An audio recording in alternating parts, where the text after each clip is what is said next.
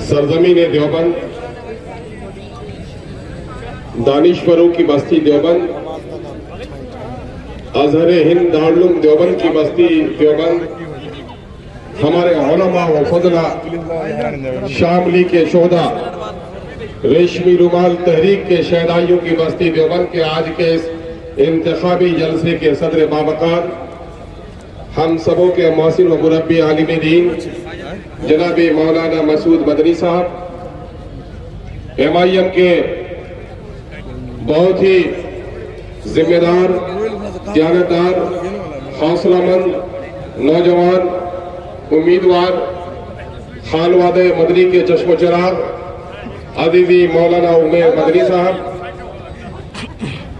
अजीज तलबा, बुजुर्गों और नौजवानों, मेरे दलित हिंदू मुस्लिम साथियों और साथियों, मुझे बेइंतहा मुसरत और सादमानी का एहसास हो रहा है कि मैं ऐसे शहर में आपसे मुखातब हूं जिस पर वतन भारत की नजरें लगी रहती हैं, और मैं समझता हूं कि जब भी दीनी अखलाकी कोई तहरीक उठती है तो दिल के धड़कनों से ज्यादा दारुल देवबंद की तरफ हमारी नजर होती है कि वहां से क्या फरमान आता है, क्या पैगाम आता है।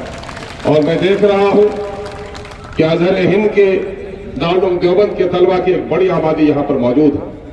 वह इस बात की अलामत है कि रेशमी रुमाली तहरीक अभी भी जिंदा है। आपकी गयूर पेशानी को देखकर मुझे एहसास हो रहा है कि शामली के मैदान में आज भी जरूरत पड़े शहादत की अगर वतन के खातिर तो हमारी गर्दनें हाजिर हैं। मैं आपकी पेशानी को देखकर मुझे यकीन हो रहा है। नौजवानों, मुझे माफ करना और उन मसलहत पसंदों को एक पैगाम पहुंचा देना कि आज भारत में बहुत सारे मुसलमान ऐसा कह रहे हैं, अक़लियत के लीडर ये कह रहे हैं कि हमारी अलग से कोई शनाख्त तो नहीं हो सकती, हमें दूसरे की मातहत रखकर सियासत करनी होगी। तो मैं कहना चाहता हूं, सर झुकाकर हिकमत के साथ जीने वालों, तुम्हारी नस्लों से गुलाम तो जन्म ले सकता है, जो लोग गर्दन कटाते हो उसकी नस्ल से सरदार जन्म लेता है। सरदारों को जन्म देना है या गुलामों को जन्म देना है, तय करना पड़ेगा। मैं जनाब बैरिस्टर ससुद्दीन की मां को सलाम करता हूं कि उस मां ने, जनाब सुल्तान सलाहुद्दीन ओवैसी ने अपने जिगर पारों को मसलहत नहीं सिखाई बल्कि सबक इब्राहिमी सिखाई कि बेखतर कूद पर आतिश नमरूद व इश्क अक्ल है महू तमाशाए लब्बामदी।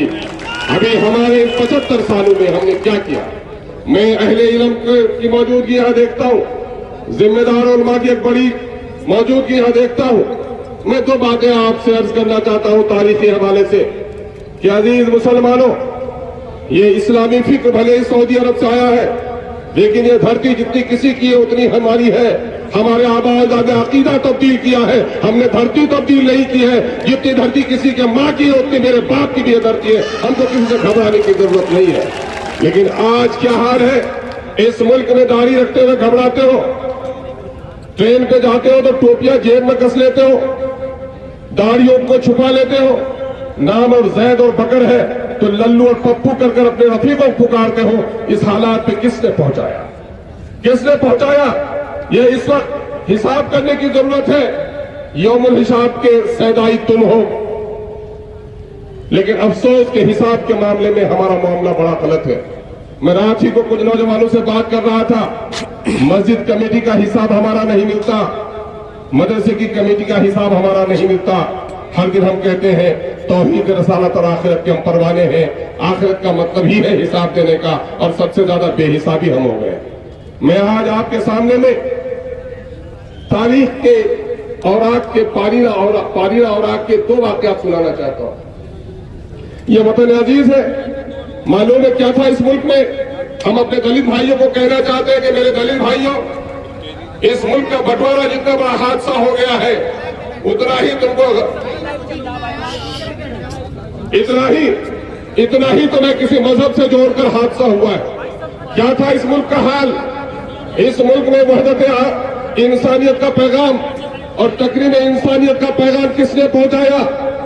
आज यहाँ के कुछ बड़े लोगों को जो हमसे नफरत है किस बात से है? ہماری داڑھی اور ٹوپی سے نفرت ہو سکتی ہے, ہمارے عقیدے سے نفرت ہو سکتی ہے, لیکن اس کی ایک بڑی وجہ یہ ہے کہ ہم نے یہاں کے دلتوں کو تقریر انسانیت کا سبق پڑھایا. جو کسی کے دروازے پر بیٹھ نہیں سکتا تھا, ہم نے اسے گلے لگانے کا کام کیا ہے. ہمارا جتنا یقین یہ خدا پر ہے, ہمارا جتنا یقین یہ خدا پر ہے, اتنا ہی یقین ہمارا اس پر ہے کہ ایک ہی آدم کے اولاد ہے. میں کوئی گورا کوئی کالے میں تمیز نہیں کرتے ہیں. کالا کلوٹا بڑمن ہو یا گورا چٹا ہریجن ہو, وہ ہمارا بھائی ہے. ہم اسے گلے لگانے کے لیے تیار رہتے ہیں. ہم نفرت کے نظر سے نہیں دیکھتے. آج ان لوگوں کو اس حال پہ کس نے پہنچایا, دلتوں کو اس حال پہ کس نے پہنچایا؟ میں آپ سے